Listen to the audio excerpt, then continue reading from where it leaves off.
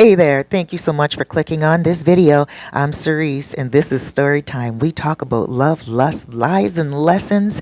And if this is your type of thing, please go ahead and subscribe. It's a free way to support the channel.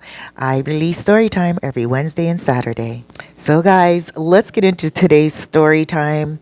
It is a sad one. I just want to give you a heads up from the beginning. If you are a person that, feels sorry for people very easily, then this may not be the story time for you.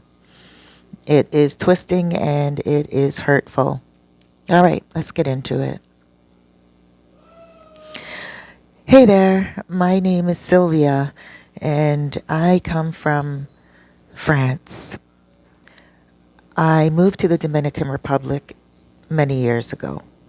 I moved here with my son. My son's father and we split up, and then his father took his own life. And I moved here. Once I was in the Dominican Republic, I was very fortunate. I moved here when things were less expensive, and I was able to buy up a lot of properties. I met a man who is in business here.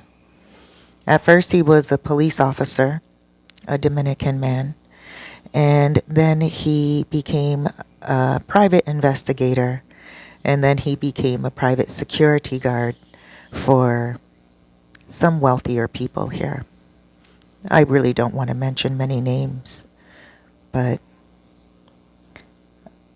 I immersed myself in the community of Dominicans mainly. I didn't have any more children, but I raised my son like a Dominican, and everything was great until my son decided that he wanted to travel a little bit, and I couldn't stop him. He was 20 years old and he had every right to travel. His passport was up to date, so it wasn't France he wanted to go to. I took him to France many times before. He speaks French, he speaks English, he speaks Spanish, a little bit of German that he's learned here on the island. But where he went to was Haiti. And when he went to Haiti, he fell in love with a woman. I didn't know at first. I had no clue. He didn't tell me.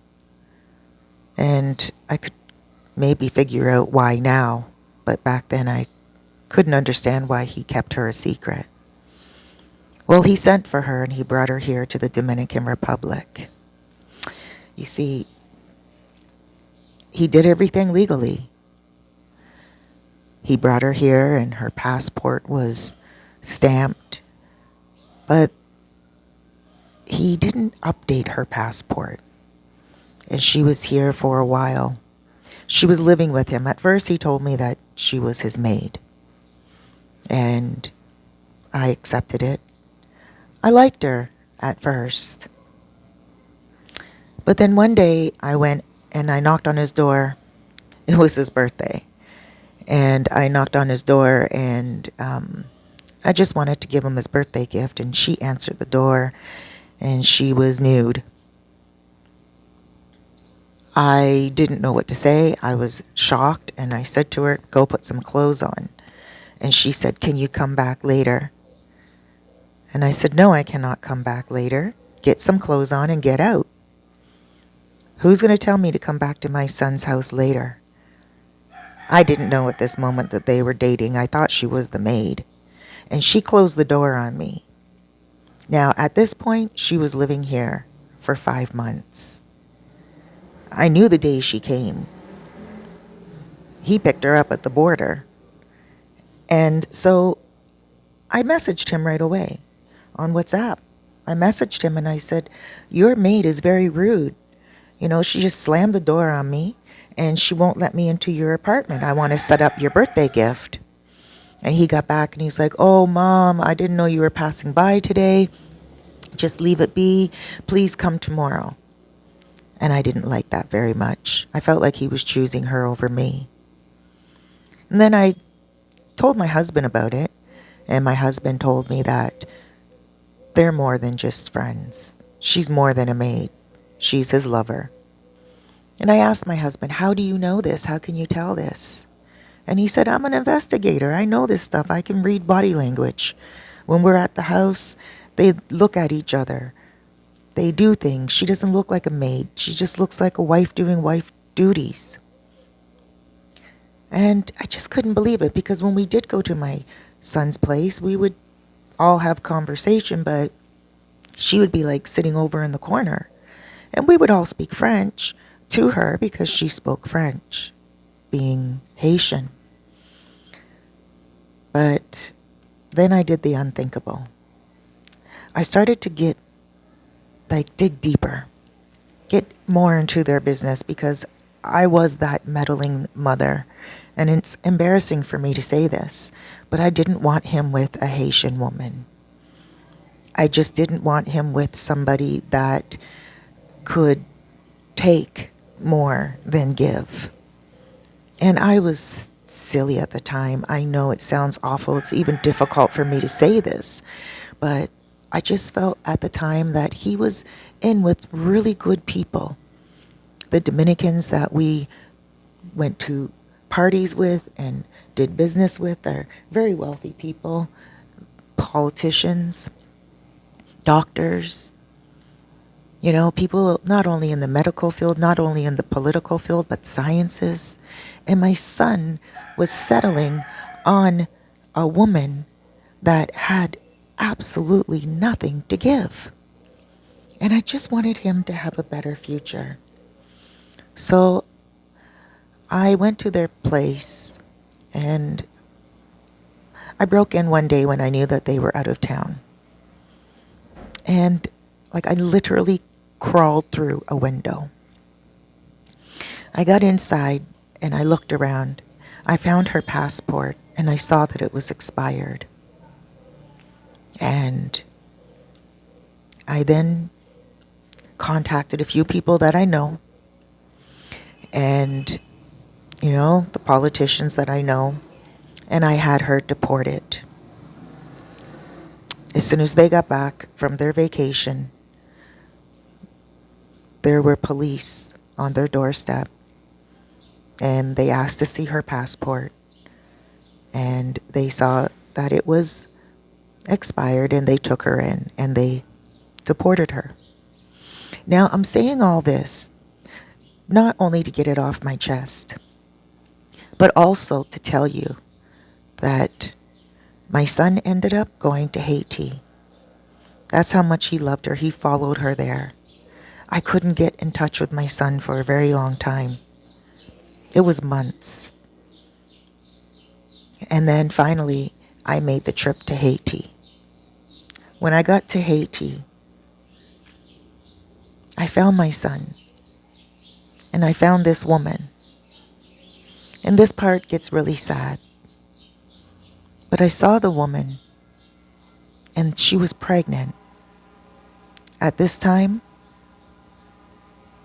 she was 8 months pregnant with my grandchild. And I had to figure out a way to get my son home. So I planned for the woman to be placed back into the Dominican Republic. We updated her passport. We did everything. I got my friends to help me, everything. My son, he came home first, even though he didn't want to. But I told him he had to come home first in order to prepare everything for her. And I stayed in Haiti with her.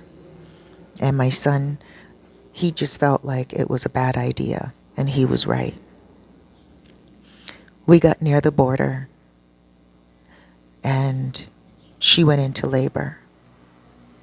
Early labor. I guess just the stress of it was just too much for her. And there was no hospital.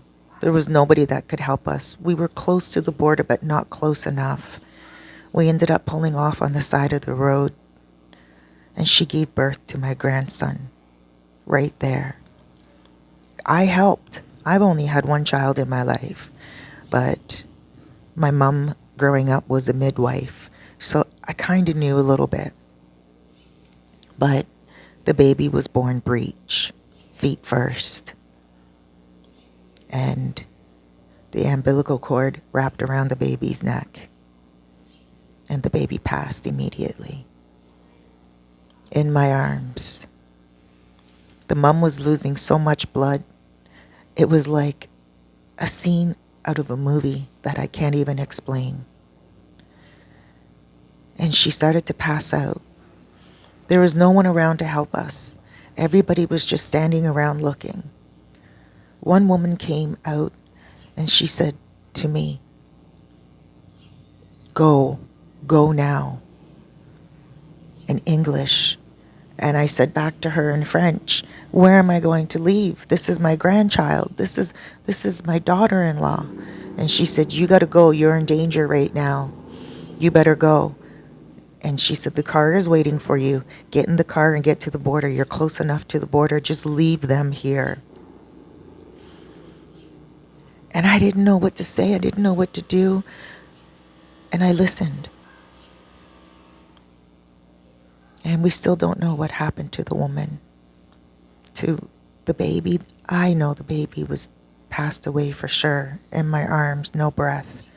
The mother was passing away. We didn't even have a chance to do any type of cutting the umbilical cord, nothing. When I got back home, my son thought I set him up. My son thought that I wanted him to be away from her still, and that just wasn't the truth. I really wanted my son to be with this woman once I found out she was pregnant. Once I realized that she's given my son everything he would ever want. It's not about money. It was about love. I raised my son to love beyond the fortunes that he was raised with. I raised my son to love for heart and not for money.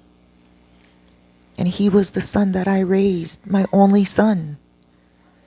And he loved this Haitian woman for her heart. And now I lost my son, I lost my grandson, and my daughter-in-law with one bad decision called prejudice. Prejudice, classist, whatever you want to call it. It wasn't racist. I'm not a racist. Not at all. I love every color. It was definitely classism. She wasn't the class that I wanted her to be.